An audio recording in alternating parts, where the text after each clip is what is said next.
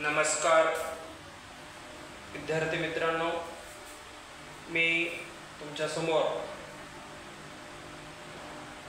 व्यवहारी अपूर्णांक हा चॅप्टर घेऊन आलेला, जेणेकरून व्यवहारी अपूर्णांकावरती TAT असेल किंवा नवोदय स्कॉलरशिप, त्यानंतर आता एक नवीन नियम शासनाने लागू केलेला आहे, तो म्हणजे आता जस्ट त्या विद्यार्थ्यांना दिपोळीच्या नंतर फॉर्म भरणं की इयत्ता चौथीचे जे विद्यार्थी आहेत ते चौथीच्या विद्यार्थ्यांना एक नवीन शासनाने GR काढला आहे की जे शिष्यवृत्ती परीक्षा आहे ती शिष्यवृत्ती परीक्षा चौथीच्या विद्यार्थ्यांनी आता दिपोळीच्या ज्यावेळेस 1 तारखेला आपल्या शाळा सुरू होतात त्यावेळेस तो फॉर्म भरायचा आहे आणि तो शिष्यवृत्ती चौथीला आणि यावर्षी 5वीला पण असणार आहे आणि चौथीला पण लागू केलेला आहे। चौथी आणि 7वी, नवोदयला 5वी आणि 8वी, म्हणजे नवोदय असेल, स्कॉलरशिप असेल, स्पर्धात्मक जे काही परीक्षा आहेत, MCQ टाईप जे काही परीक्षा आहेत ते परीक्षा जास्तीत जास्त विद्यार्थ्यांना ॲक्टिव्ह करण्याचं शासनाचे ध्येय धोरण आहे। त्यामुळं सर्व विद्यार्थी असतील पहिलीपासून म्हणतोय मी, इव्हन पहिलीपासून ही परीक्षा श्रेय IAS असेल, BTS असेल, ज्युनियर IAS असेल, अनेक परीक्षा आहेत। या परीक्षेच्या माध्यमातून स्पर्धेमध्ये येणं फार काळाची गरज आहे। माझे 2 मिनिटं यावरती मी बोलणारच आहे, कारण जे विद्यार्थी आहेत ते स्पर्धेमध्ये आले पाहिजे आणि येतात ती केव्हा येतात की आपण पालकांनी किंवा त्यांचे जे गुरुजन आहेत त्यांनी मार्गदर्शन करणं, पालक त्याच्यामध्ये सहभागी होऊन त्यांना प्रोत्साहन देणं किंवा हे कर तुझ्यानं होते अशा पद्धतीनं जा असं सांगणारे पण काही महत्त्वाचे मुद्दे आहेत ते आपण विद्यार्थ्यांना सांगितलं पाहिजे, पुश केलं पाहिजे आणि तरच ते विद्यार्थी घडतो। लहान बाळ असते किंवा लहान लेकरं असतात, त्या लेकरांना माहिती नाही की कसं जायचं, एक बार मार्ग दाखवून दिला की ते त्या रस्त्यानं जात असतात, म्हणून सांगण्याचं होतं होईल तेवढं चांगला प्रयत्न माझा आहे। आणि चौथीचे विद्यार्थी देखील सगळ्यांनी हा व्हिडिओ पाहू शकता। व्यवहारी अपूर्णांकामध्ये काही महत्त्वाच्या बाबी आहेत। अपूर्णांक ठीक आहे, अपूर्णांक बघा नावामध्येच दडलेला आहे, अपूर्णांक, पूर्णांक आणि अपूर्णांक। मग आता अपूर्णांक म्हणजे एखादी संख्या अपूर्ण असणे, याला आपण काय म्हणू, अपूर्णांक म्हणू। एखादी संख्या पूर्ण संख्या असणे याला पूर्णांक म्हणतात, पूर्णांक संख्या, अपूर्णांक संख्या। आता संख्येचे प्रकारामध्ये भरपूर आहेत, नैसर्गिक संख्या आहे, समसंख्या आहे, विषम संख्या आहे, अपूर्णांक संख्या आहे, हे पूर्णांक संख्या आहे, असे संख्येचे प्रकारामध्ये आहेत। पण व्यवहारी अपूर्णांकामध्ये ज्यावेळेस अपूर्णांक हा शब्द आला की त्याला छेद आणि अंश यामध्ये लिहिला जातो। वरचा जो अंक असतो तो म्हणजे अंश असते आणि त्याच्या खालचा जो असतो तो म्हणजे छेद असतो। हा छेद आहे तो, तर हा काय आहे, अंश आहे। याला आपण निमोनेटर पण म्हटलं जातंय आणि याला डिनॉमिनेटर म्हटलं जातं, N/D, म्हणजेच 3 निमोनेटर डिवायडेड बाय 4 डिनॉमिनेटर। तर म्हणजे याला वाचन असं पण केलं जातं 3 अंश छेद 4, 3 अंश छेद 4 या पद्धत मराठीमध्ये वाचन केलं जातं। तर आता काही महत्त्वाचे जे काही उदाहरणं आहेत व्यवहारी अपूर्णांकामध्ये, तुम्हाला अंश आणि छेद याची ओळख झाली। वरचा जो अंक आहे तो म्हणजे अंश असतो आणि जे खालचा जो अंक आहे त्याला म्हणतात छेद। मग सममूल्य अपूर्णांकामध्ये समान ज्यावेळेस छेदामध्ये समान अंक येतात, छेदामध्ये समान अंक येतात त्यावेळेस सममूल्य अपूर्णांकांची बेरीज ज्यावेळेस होतो, सममूल्य म्हणजे छेद म्हणजे ज्यावेळेस समान येतात, छेदामधली जी संख्या समान येते त्यावेळेस काय करायचं की जो छेद आहे त्यापैकी एक छेद घ्यायचा, जो समान अंक आहे त्या समान अंकापैकी एक अंक घेतला गरजेचा आहे आणि बाकीचे जे काही वरची संख्या आहे ते काय करायचं आहे यामध्ये ऍडिशन करून द्यायचं आहे. मग 3 आणि 3 6, 6 आणि 9 यामध्ये मिसळा, किती होतात 6 9 15, 6 9 15 15/4. ठीक आहे. आता 15/4 जर या संख्येला 15/4 ला जर कॉमन मध्ये एखाद्या संख्येने भाग जात असेल तर तो आपण घालू शकतो, पण तो जात नाही. आता छेद समान असताना या ठिकाणी आपण अशी बेरीज करायची की मग वरच्या संख्यांची बेरीज करणे आणि या 4 पैकी एक 4 घेऊन येणे. त्यानंतर काय आहे, जर आता हे झालं बेरजेमध्ये, वजाबाकीमध्ये पण देखील छेद जर समान असतील, छेदामध्ये जर अंख्या एखादी समान असेल तर त्यापैकी हे 2 2 2 या ठिकाणी छेद कसा आहे समान आहे, त्यापैकी काय करणं गरजेचं आहे 1 2 घ्यायचं आहे आणि वरच्यांची काय करणं गरजेचं आहे वजाबाकी, म्हणजे 9 - 4 - 9. आता वजाबाकी करत असताना 9 मधून जर 4 गेले तर या ठिकाणी किती राहिले 5, 5 मधून जर 9 गेले, छेदामध्ये 2 ला 2 घेतलेला आहे. ओके. आता 9 मधून जर 5 गेले किती राहिले 5 आणि 4 9 म्हणजे 4 राहिले. ठीक आहे, म्हणजे 4/2. आता मोठी संख्या ही आहे आणि 5 हे कसं आहे लहान संख्या आहे, म्हणजे आता लहान संख्येचं चिन्ह प्लस मध्ये आहे आणि मोठ्या संख्येचं चिन्ह मायनस मध्ये आहे. मोठ्या संख्येचं साइन या ठिकाणी -4/2 येतं आणि मग या ठिकाणी 2 जर आपण भागलो, वेग 2 4 तर वेग -2 या ठिकाणी त्याचा आन्सर येतं. म्हणून ज्यावेळेस छेद समान असेल त्यावेळेस काय करायचा, हा 1 2 घ्यायचं, म्हणजे 2 असेल तर त्यापैकी 1 घ्या आणि जे वरच्यांची जी काय आहे त्यांची वजाबाकी करा. हे वजाबाकीमध्ये झालं ज्यावेळेस कधी छेद समान असताना. इथं छेद समान असताना काय करायचं, यापैकी 1 घ्यायचं, वरच्या सगळ्यांची बेरीज करून टाकायचं. हे छेद समान असताना बेरीज व छेद समान असताना वजाबाकी या पद्धतीने आपण करता येतं. दुसरी गोष्ट महत्वाची, आता हे छेद समान असताना झालं. आता छेद जर वेगवेगळे असले तर काय करावं, मग छेद जर वेगवेगळे असतील तर त्याला काय करता येते, एक तर लसावी व मसावीच्या माध्यमातून तुम्हाला सोडवता येते किंवा छेद समान करून सोडवता येते किंवा तिरकस गुणाकार करून या ठिकाणी सोडवता येतो. मग आता बघा उदाहरणामध्ये मी काय करतो, छेद असमान असताना छेद काही घेतो, 4/3 अधिक 5/2 अधिक 6/8. आता बघा असे कितीही येऊ द्या हरकत नाही. तर आपण काय करायचं स्टेप बाय स्टेप या दोघांचाच करून घ्या. पहिलं एक तर छेद समान करून घ्या, नाही म्हणला तर त्रिकोस गुणाकार करून घ्या, तिरकस गुणाकार करून घ्या. ठीक आहे, तिरकस गुणाकार करत असताना या 4 ने या 2 ला असा गुणाकार करायचा, म्हणजे 4 2 8 अधिक आहे म्हणून अधिक 3 ने याला गुणाकार करा, 3 5 15 छेदामध्ये 3 × 2 3 2 6. ठीक आहे, मग 15 आणि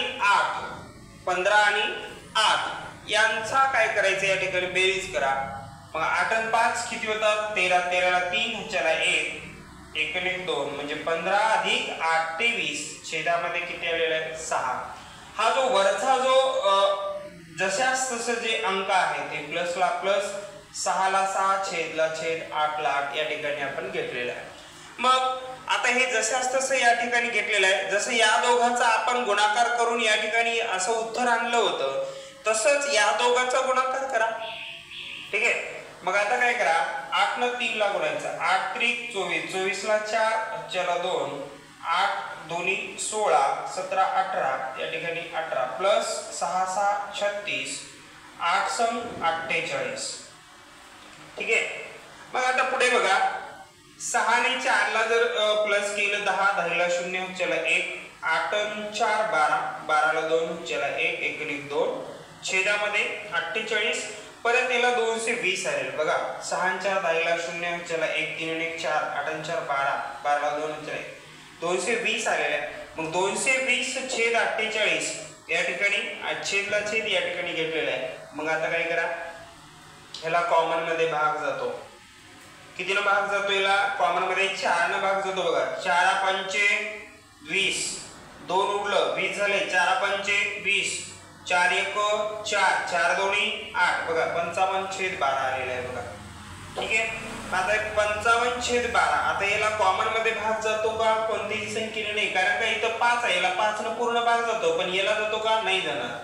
मग ह्याला 3 न भाग जाऊ शकतो म्हणजे 3 2 आणि 3 या दोघांची बेरीज किती आली 3 म्हणजे 3 न भाग जाऊ शकतो याला पण याला जातो का नाही जाणार कारण का एकक स्थानी जर 5 असेल किंवा 0 असेल तर त्याला काय करतात 5 नेच निशेष भाग जातो आणि जर एकक स्थानी 0 असेल तर त्याला 10 न पण भाग जातो आणि 5 न पण भाग जातो म्हणजे 2 न पण भाग जातो.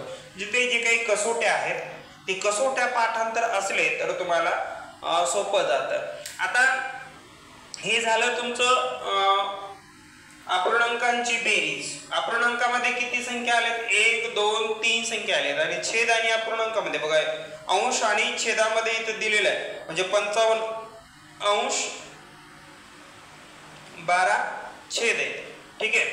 मग आता याला तुम्ही भागाकारामध्ये पण पॉइंटच्या भागाकारामध्ये पण रूपांतर करू शकता. ती पॉइंट मध्ये बघू आपण डेसिमल फ्रॅक्शन मध्ये पण बघूया या ठिकाणी. ठीक आहे. तर 55 छेद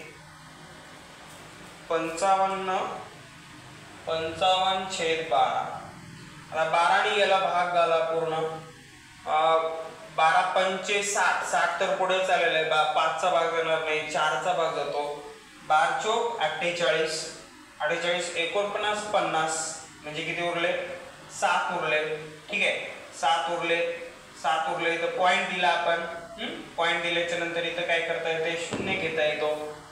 12 पंचे 60 12 सकम 72 पुढे चाललेलं आहे 12 पंचे 60 मग किती उरलं 10 उरलं. मग परत इथं आपल्याला 1 0 घेता येतो. इथं जर पॉइंट दिला 1 पॉइंट जर दिला तर दिले जेवढे काही संख्या उरलेल्या आहेत त्या संख्येच्या पुढे 1 0 आपल्याला घेता येतो. जर आपल्याला 1 0 घेऊन जर 12 ना भाग पूर्ण भाग जात नसेल तर काय करावं लागेल मग इथं भागाकारामध्ये 1 0 द्यावं लागेल मग त्यावेळेस तुम्हाला 1 0 घेता येतो. म्हणजे बघा इकडे लक्ष द्या 1 जर पॉइंट इथे घेतलो पॉइंट ज्यावेळेस दिला पॉइंट दिल्याच्या नंतर 1 0 आपल्याला घेता येतो. भाग पूर्ण जर परत नंतर एखादी संख्या आता 10 संख्या उरली 10 ने परत आपल्याला काय करायचं 12 ने पूर्ण याला भाग घालायचा आहे पण भाग जात नसेल तर 1 0 आपल्याला परत घेता येतो पण डबल 0 मात्र घेता येत नाही. डबल जर 0 घ्यायचा असेल तर इथं काय करावं लागेल आपल्याला 1 0 द्यावं लागेल. 100 झालेलं आहे 12 सकम 72 12 सत्ती 84 12 96 12 96. ठीक आहे 12 96 12 8 108 पुढे चाललेलं आहे 12 8 96 8 चा भाग गेला उरले किती 100 मधून जर 96 काढलो आपण तर किती उरले 4 उरले झाले किती 40. मग 12 1 12 12 2 24 12 36 12 36 36 किती उरले परत 12 36 37 38 39 40 परत 4 उरले परत 0 झालं 12 36 म्हणजे हे 3 3 3 हे किती येते बघा 4 4 उरत राहते असं वाढत जाते म्हणून 3च्या डोक्यावर काय करायचंय बार द्यायचंय म्हणजे याचं उत्तर झालेलं आहे 4.583 बार. हे झालं तुमचं डेसिमल फॉर्म मध्ये म्हणजे दशांश अपूर्णांकामध्ये. दशांश अपूर्णांक झालं. ठीक आहे बघा अपूर्णांकामध्ये मी काय केलंय तुम्हाला ज्यावेळेस छेद समान असताना बेरीज कसं करायचं ते सांगितलेलं आहे. ज्यावेळेस छेद समान असताना वजाबाकी कसं करावं हे पण सांगितलेलं आहे. ज्यावेळेस छेद वेगवेगळे आहेत त्यावेळेस बेरीज कसं करायचं ते पण सांगितलेलं आहे आणि आलेल्या उत्तराला भागाकार करून त्याचं दशांशामध्ये रूपांतर कसं करायचंय हे पण सांगितलंय। कधी काय होतंय की पर्यायामध्ये कधी कधी तुम्हाला हे दिलं जात नाही, कारण का काही प्रश्न वेळखाऊ प्रश्न असतात, म्हणजे हे करा परत नंतर ते करा, आपल्याला सगळं येतंय पण ते काढण्यामध्ये पूर्णपणे टाइम आपला घातला, म्हणजे ते एखाद्या प्रश्नाचा जो टाइम आहे तो टाइम जास्त लागावं हा उद्देश त्या परीक्षा घेणाऱ्याचा असतो। आणि म्हणून आपण जर या गणिताचा जर जास्तीत जास्त सराव जर करत राहिला, कोणता उदाहरणामध्ये अपूर्णांकाचे जे काही जेवढे काही PYQ असतील किंवा अपूर्णांकामध्ये जेवढे काही महत्वाचे मुद्दे असतील ते गणित असतील, त्याच्यानंतर नवोदयला पडलेले काही प्रश्न असतील, स्कॉलरशिपला पडलेले काही प्रश्न असतील, या परीक्षेमध्ये जेवढे काही प्रश्न पडले त्या प्रश्नांचा वारंवार ज्यावेळेस तुम्ही सराव करता त्यावेळेस तुम्हाला परफेक्टनेस वाढत राहतो। मग त्यामुळं एखादी प्रश्न रिपीट होतो पण तो जर प्रश्न रिपीट आला तर ते आपल्याला लगेच त्याचा पर्याय समजला जातो आणि म्हणून त्यामुळं काय होतंय आपला वेळ वाचतो आणि दुसरा प्रश्न म्हणजे एखादी प्रश्न सोडवण्यासाठी आपल्याला वेळ भेटतो। म्हणून जास्तीत जास्त आपण काय करायचंय, उदाहरण जे आहेत ते सोडवत राहायचं आहे। असे बरेच काही उदाहरण आहेत, परत मी अजून तुम्हाला दुसरा एक उदाहरण घेतो। एक उदाहरण तुम्हाला तर समजलेलं असेल किंवा न समजलं असेल, या दुसऱ्या उदाहरणामधून परत तुम्ही काय करून घ्यायचे ते समजून घ्यायचंय। बघा 4/5 अधिक 9/12 हे आता या ठिकाणी बघा एखादी जे बेरीज करायचं असेल तर पहिला सुरू वरचा जो अंश आहे अंशाने छेदाला गुणाकार करायचा, हा तिरकस माध्यमातून गुणाकार होतो। आता बघा जर आता हे झालं तिरकस गुणाकाराच्या माध्यमातून मी तुम्हाला सांगितलं, ज्यावेळेस छेद समान करून घ्यायचंय तर छेद समान करून देखील तुम्हाला सोडवता येते, ते पण तुम्हाला सांगतो। बघा इकडली संख्या जी आहे ना हे 12 आहे, बरोबर आहे, छेदामधली जी संख्या आहे ती छेदातली संख्याने या संख्येला काय करायचं गुणाकार करून घ्यायचं, म्हणजे 4/5 संख्या आहे याला पण 12 ने गुणा आणि वरच्या पण संख्येला 12 ने गुणा आणि अधिक बघा इकडं बघा रे छेद, या छेदानं काय केलं आपण या संख्येला गुणाकार करून घेतलं, मग काय करायचं आहे पुन्हा इकडल्या छेदानं इकडच्या संख्येला गुणाकार करून घ्यायचंय। जी तुम्हाला जे सोपं वाटते ती पद्धत तुम्ही वापरू शकता। बघा रे मी काय केले या ठिकाणी बघा 12 आहे, छेदामध्ये 12 आहे, मग या 12 ने काय केलं या खाल्ल्या संख्येला पण गुणाकार केलं आणि वरच्या संख्येला पण गुणाकार केलेला आहे। इथला जो छेद आहे 5 हा 5 ने काय केलेला आहे वरच्या संख्येला गुणाकार केला आहे आणि खाल्ल्या संख्येला पण गुणाकार केलेला आहे। यामुळे काय होतं की दोन्हीही संख्या जशास तसं जेवढं आहेत ना तेवढेच राहतील, कारण का छेद समान होईल, मात्र काय होईल छेद समान होईल। मग 12 ने 5 ला गुणलं 12 पंचे 60 छेद 12 1 12 12 24 12 छेद 12 चौक 48 हे 48 अधिक 9 5 45 12 पंचे 60 बघा रे छेद छेद कसं झालं या ठिकाणी समान झालेलं आहे। बघा ही संख्या 48/60 ओके 48/60 म्हणजेच 4/5 रे आणि 9/12 म्हणजेच काय रे 45/60।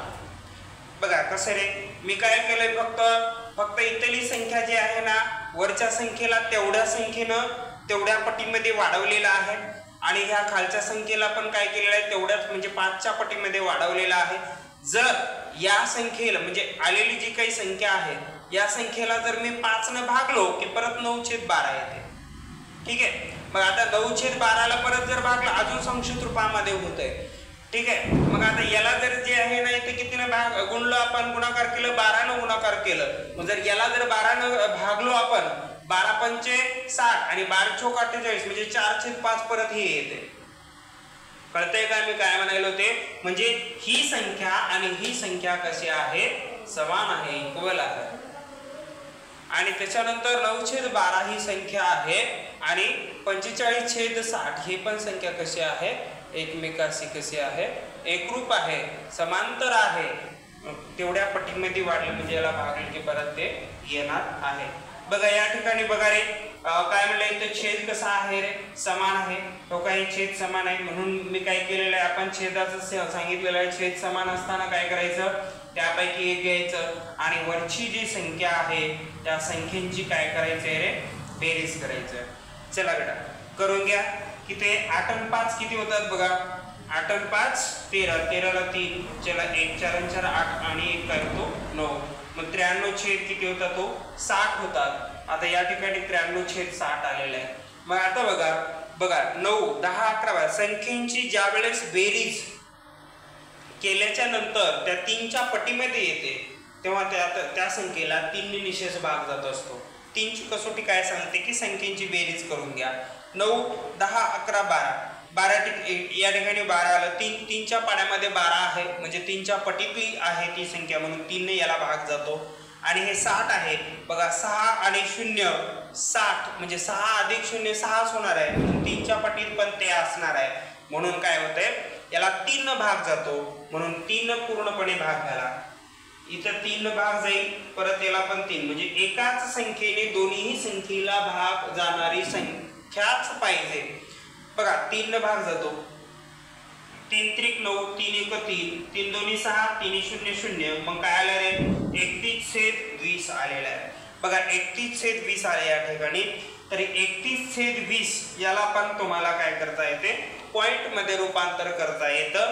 तुम्ही भागाकार करू शकता आणि त्याचं रूपांतर पॉइंट मध्ये काढून घेऊ शकता.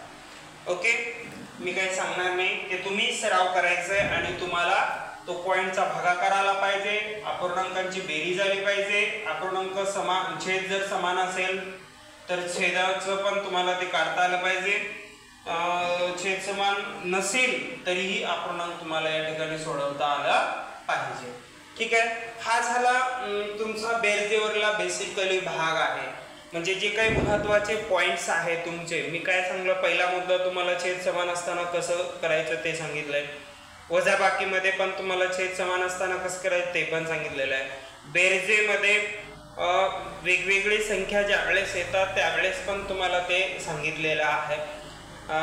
आणि वजाबाकीमध्ये बघा काहीच नाही फक्त जसं की बेरजेचं आपण केलेलं आहे त्याच पद्धतीनं वजाबाकीचं आहे. त्यापैकी एक उदाहरण घेऊ आपण. एखादी काय घेऊ 9/8 वजा 4/5 बघा रे मी काय कुठल्या पुस्तकामध्ये बघून तुम्हाला सांगत नाही की मनानं उदाहरणं घेतो आणि जसे असतील म्हणजे तसे तुम्हाला जास्तीत जास्त सोप्या पद्धतीमध्ये कसं तुम्हाला सांगता येईल हा माझा महत्त्वाचा प्रयत्न असतो. कारण का बऱ्याच लहान विद्यार्थ्यांना काही गोष्टी समजत नसतात आणि काही सर्वात महत्त्वाचं म्हटलं तर पाडे असतील. पाड्यामध्ये ज्यावेळेस गुणाकाराचे काही प्रश्न असतील किंवा भागाकार असेल किंवा बेरीज असेल वजाबाकी आणि बऱ्याच विद्यार्थ्यांना 10वी पर्यंतच्या विद्यार्थ्यांना देखील वजाबाकी पॉईंटची वजाबाकी चुकत असते. पॉईंटचा गुणाकार चुकत असतो. हे जे काही छोट्या काही चुका असतात ते चुका हे खूप मोठ्या होत जातात म्हणजे की ते प्रश्न आपल्याला येत असून देखील येत नाही आणि त्याचा मार्क गमावला जातो आणि मार्क गेला की मग काय होते कधी 1 मार्कानं 2 मार्कानं आपला नंबर लागायचा हुकून जाऊ शकतो. म्हणून तर लक्ष द्या की ज्यावेळेस छेद वेगवेगळे आहेत आणि छेद वेगवेगळे असताना त्यांची वजाबाकी कसं करायचं बघा. तर आता या ठिकाणी अपूर्णांकामध्ये 9/8 ही एक संख्या दिली आहे वजा 4/5 असं एक दिलेलं आहे. याला आपण असं वाचू शकतो की 9/9/8 असं पण वाचू शकतो किंवा 4/5 असं पण वाचू शकतो. ठीक आहे याचा गुणाकार करा 9 × 5 जर केला तर 9×5 = 45 वजा 8×5 = 40 छेद 9×5 = 45 आणि 8×4 = 32 5 नाही तिथं 4 आहे 8×4 = 32 आणि 8×5 = 40. ठीक आहे तर बघा 5 मधून जर आपण या ठिकाणी 2 गेलेले आहेत तर किती राहिले हो 3 राहिलेले आहेत आणि 4 मधून जर 3 गेले तर 1 राहिले आणि छेदामध्ये किती आलं 40 आले. बघा तर आता इथं काय आलं 13/40 आलेलं आहे, बरोबर आहे. मग 13/40 ज्यावेळेस आलं हे उत्तर तुमचं फायनल असणार. याला तुम्ही पॉइंटमध्ये पण रूपांतर करू शकता. आता 13 ही संख्या कशी आहे, मूळ संख्या आहे. मूळ संख्येला फक्त दोनच संख्येने भाग जात असतो, म्हणजे ती स्वतः इटसेल्फ आणि 1 आणि तीच संख्येने ज्यावेळेस त्याला भाग जात असतो ती संख्या ती काय असते, मूळ संख्या असते. मग मूळ संख्येला फक्त 13 किंवा 1 भाग जातो. 1 जर भागलं तर त्याच्यामध्ये कोणत्याही संख्येला 1 जर भागला तर त्या कोणत्याही संख्येमध्ये काही फरक पडत नसतो. कारण की 1 जर 13ला भागला तर 13च उत्तर येते आणि 1 जर 40ला भागला तर 40च उत्तर येते. म्हणून 1 कोणत्याही संख्येला भागा तर त्याला काही फरक पडत नसतो. आणि त्याच संख्येनं जर याला 13 जर भागितला परंतु या 40ला 13 पूर्ण भाग जात नाही, म्हणून हे काय येतं पॉइंटमध्ये येतं. शून्याचा पूर्णपणे भाग जातो, मग त्याच्यानंतर 1 शून्य पोवरी वाढला जातो आणि 130/40 असं होतं. म्हणजे 0.130 म्हणजे 130ला परत 40ने तुम्हाला या ठिकाणी भाग घालावं लागतं. ते पॉइंटचा भागाकार तुम्ही करा. ज्यावेळेस पॉइंटचा डिव्हिजन चॅप्टर घेतो ना मी, ते तुम्हाला पूर्णपणे सांगतो की पर्यायामध्ये हे आला तर याला काय करायचं, 1 नंबरला असेल 2 नंबरला असेल त्याला गोल करा. ठीक आहे. आता हे झालं वजाबाकीमध्ये. बेरीजमध्ये समान असताना सांगितलं, वजाबाकीमध्ये पण सांगितलंय, वेगवेगळे असताना सांगितलंय, याच्यामध्ये पण तुम्हाला वेगवेगळं असताना सांगितलेलं आहे. आता हा बेसिकली जो काही अपूर्णांकाचा भाग आहे तो या ठिकाणी समाप्त होतो आणि उर्वरित जो काही क्लिष्ट भाग आहे तो क्लिष्ट भाग आपण नेक्स्ट पिरियडमध्ये बघूया. कारण का हा व्हिडिओ खूप मोठा होत जातो आणि बघायला थोडंसं कंटाळवाणं वाटतो आणि डोक्यावरून गेल्यासारखं होतं. थोडं स्टेप बाय स्टेप आपण समजून घेऊया. पार्ट 1 पार्ट 2 मध्ये आपण घेऊया. धन्यवाद. मी सुबनवाड सर, एक्सलंट क्लासेसच्या वतीनं तुम्हाला आतापर्यंत शेवटपर्यंत माझा व्हिडिओ बघत राहिला त्यामुळं सर्वांचे मी या ठिकाणी धन्यवाद व्यक्त करतो आणि मी या ठिकाणी थांबतो.